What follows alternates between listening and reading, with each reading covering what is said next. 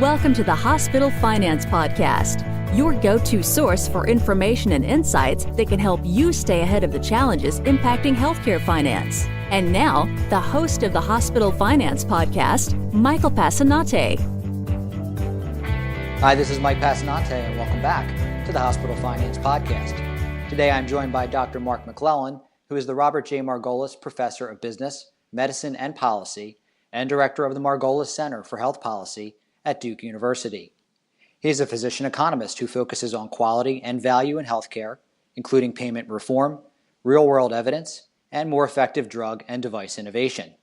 He is former administrator of the Centers for Medicare and Medicaid Services and former commissioner of the U.S. Food and Drug Administration, where he developed and implemented major reforms in health policy.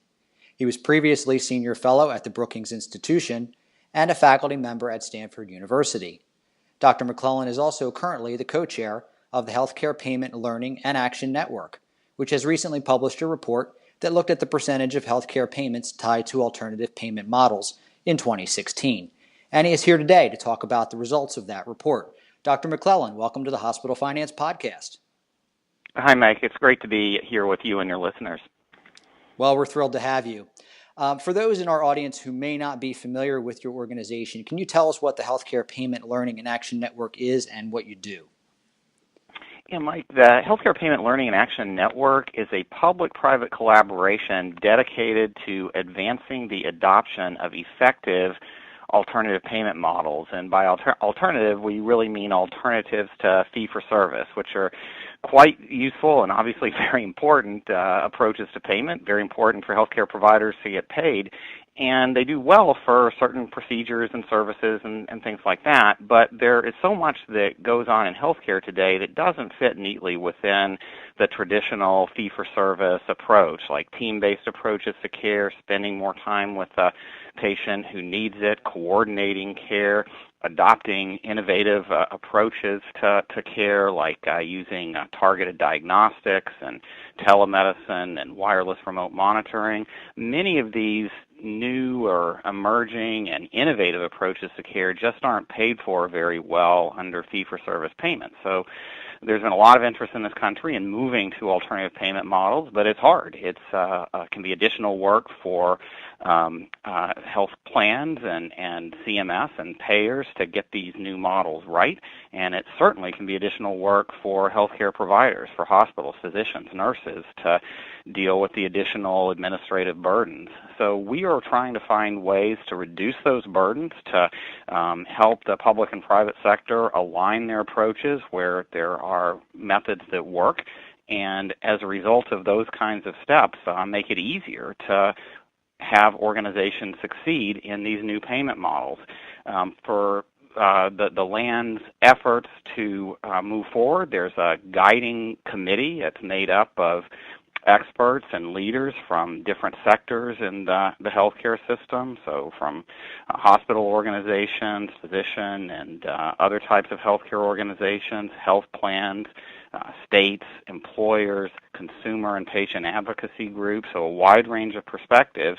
And this is meant to be an inclusive effort. So if you go to our website for the Healthcare Payment Learning and Action Network, you can Google that or go to HCP-LAN.org, HCPLAN.org.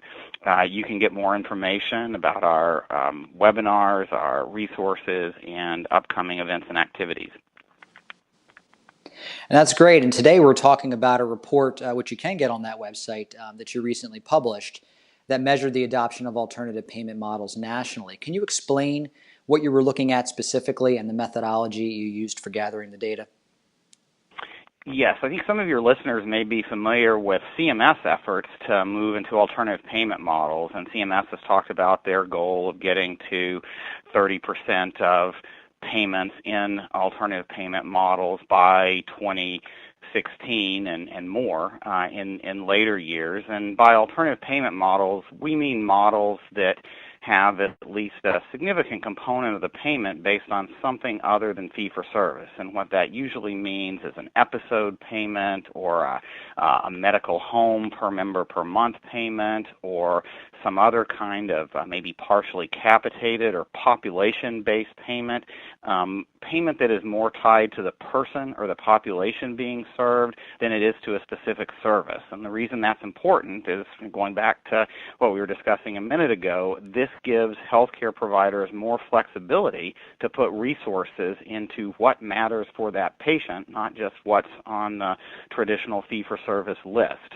And many experts believe that the right outcome is one that moves further in the direction of these alternative payment models, but that still has important roles for fee-for-service in some areas. So what this national measurement effort that the LAN has undertaken is about is seeing where we are as a country, not just in Medicare, but in our private insurance plans, commercial, Medicare Advantage and the like, and in state Medicaid programs or state-based exchange programs. So it was a broad-based survey intended to assess how the entire country is doing in terms of the adoption of these alternatives to fee-for-service payment models. The framework that we use for this approach is one that's been developed in collaboration between the private sector, CMS, all of these stakeholder groups, and it's one that's being adopted now by a number of states and private organizations so that they can gauge where they are, and we can, again, try to get more alignment, common understanding of how we're doing in this shift from fee-for-service to alternative payment models, and also to provide a better way of identifying what's working best in the alternative payment models as well. So the survey is an important part of our overall effort. The results, Mike, as you mentioned, are on the website, and we focus particularly on what we call Category 3 and Category 4 payment models. Those are models that have this element, at least, if not a more significant component, that is not based on fee-for-service and is based on tying payments to the population or the episode of care, the set of services that a patient needs, with flexibility for healthcare providers in how they deliver those services. And what we found is that there is a growing percentage of payments in these plans. I'll talk more about that in a minute.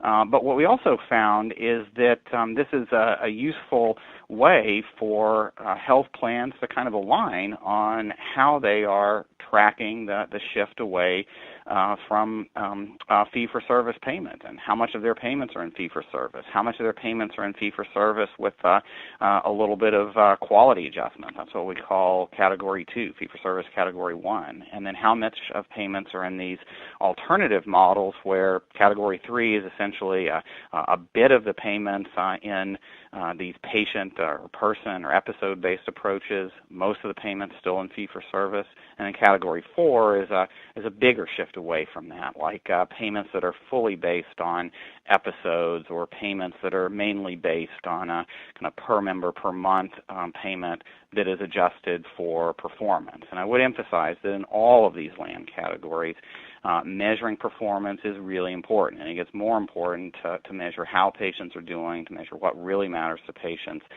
the more you move away from fee-for-service, to help make sure that the flexibility that these new payment approaches give to healthcare providers are really leading to better outcomes and lower costs for patients. And what were the results of the survey? Well, we found that in 2016, the amount of payments in these alternative payment arrangements, our so-called Category 3 and 4 payment arrangements, are up to 29%. So that's right about at the goal that CMS had set, and also a goal that the LAN had set for private sector organizations. Again, the LAN includes a lot of private organizations that are committed to moving to payment reform models based on better results and lower costs for patients, but doing so effectively and thoughtfully. This survey, which included the vast majority of health plans and people covered in the United States, showed that we're up significantly from 2015.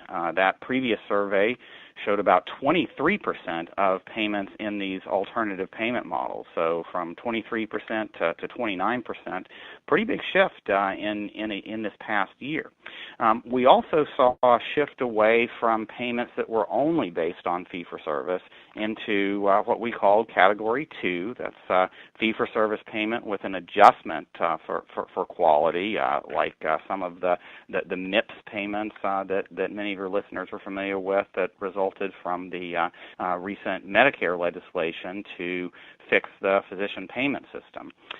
So that's a big shift too. So much fewer payments that are fee-for-service only, more payments now up to 28% that are in Category 2, fee-for-service with a link to quality, and 29% in Category 3 and Category 4 together. A big shift away from what we had seen in the previous year, and just would emphasize that this is intended to be a pretty good picture of the whole country. The survey that we undertook, thanks to the collaboration of a wide range of private insurance plans and states, as well as CMS, covered 84% of the people with health insurance in the United States. It included data from a large number of plans, 3 states, as well as the traditional Medicare program. So it's pretty comprehensive. And in the report, you offered some reasons for the increase in APM adoption. So let's walk through those. First, you noted that higher participation rates in ACOs likely drove an increase in the Category 3 and 4 measures, which deal directly with population-based accountability, as you said. Can you tell us about that? Yeah, I do think a big part of this increase related to accountable care organizations, or ACOs. These are healthcare organizations. Many of them are physician-led. Some of them involve hospitals or are hospital-led.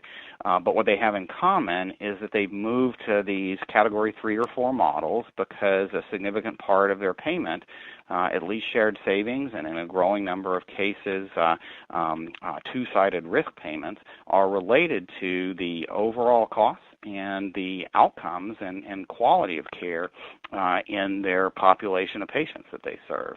And these ACOs have been growing in the U.S., particularly ACOs that are based on shared savings. In some research that I've done with David Milstein at Levitt Partners and one of our colleagues at Duke, Rob Saunders, we saw that the number of organizations participating as ACOs in the United States grew by almost 100 between 2015 and 2016. By the way, we're seeing in more recent surveys even more ACO participation, as well as participation growing in other types of alternative payment arrangements like advanced medical home payments for primary care and episode-based payments for specialists. So this is a significant trend, and the ACO part is probably the biggest single component of it.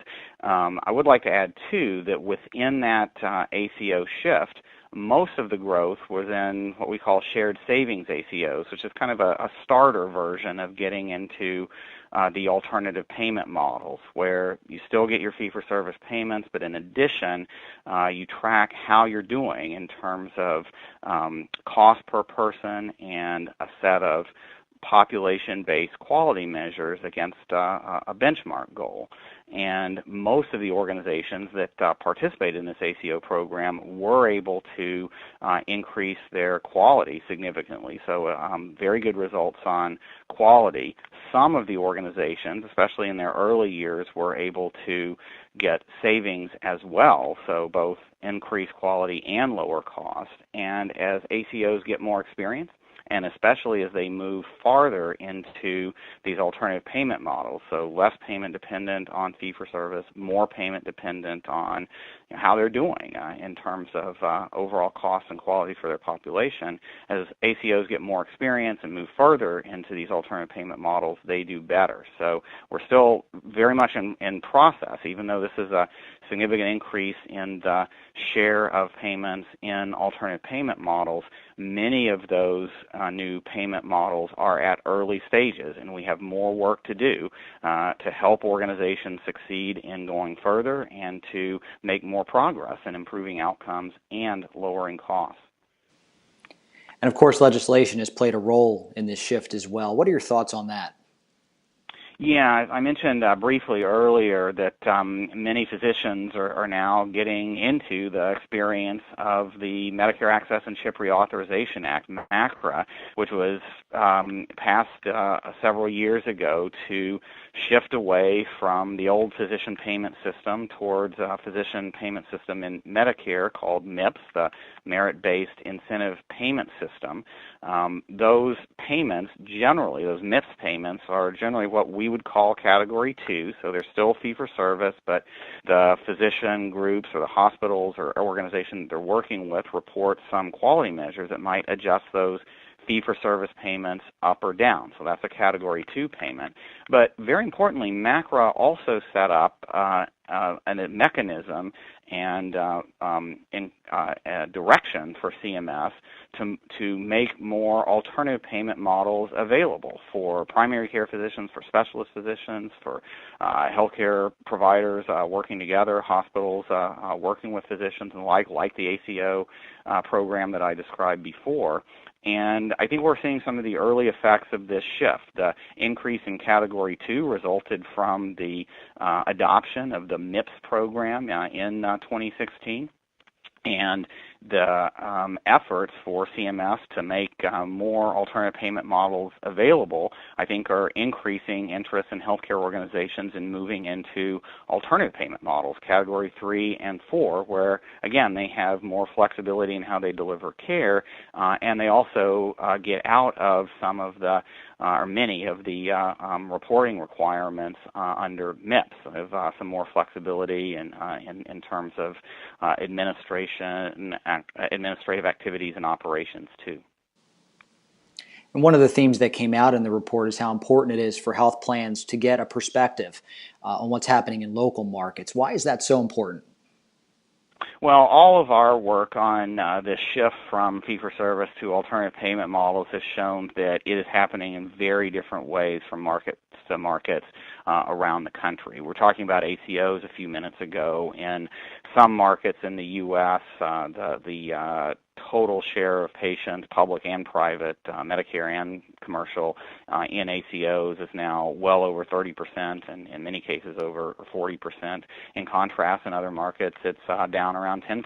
In some markets, there's been more adoption of primary care medical home and episode payment models. So it does vary from market to market. Also, state policies have differed significantly, with many states like Arkansas, Washington, New York, Tennessee moving fairly significantly in a state-led effort to shift to alternative payment models to improve care, other states taking other approaches. So it does vary. If you look at the results released by the LAN, if we were able to break that out reliably across states or markets, we would see significant variation.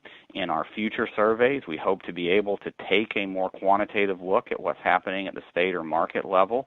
As I said, though, there is some very good existing research, including research from the Levitt Partners group that I mentioned earlier, that does show significant variation at the state and market level in the adoption of alternative payment models and the types of alternative payment models that have been adopted. And for a copy of the report we discussed today, you can visit hcp-lan.org. Dr. McClellan, thank you for joining me today on the Hospital Finance Podcast. Mike, great to talk with you all, and thanks for your interest in these important issues related to payment reform. It's a very busy time for healthcare providers, hospitals, and others these days, and I really appreciate all the attention and effort to trying to improve care and lower costs at the same time, and that's what the LAN is intended to support. Thanks again. If you have a topic that you'd like us to discuss on the Hospital Finance Podcast, or if you'd like to be a guest, drop us a line at update@bessler.com. This concludes today's episode of the Hospital Finance Podcast. For show notes and additional resources to help you protect and enhance revenue at your hospital, visit Bessler.com/podcasts. The Hospital Finance Podcast is a production of Bessler. Smart about revenue, tenacious about results.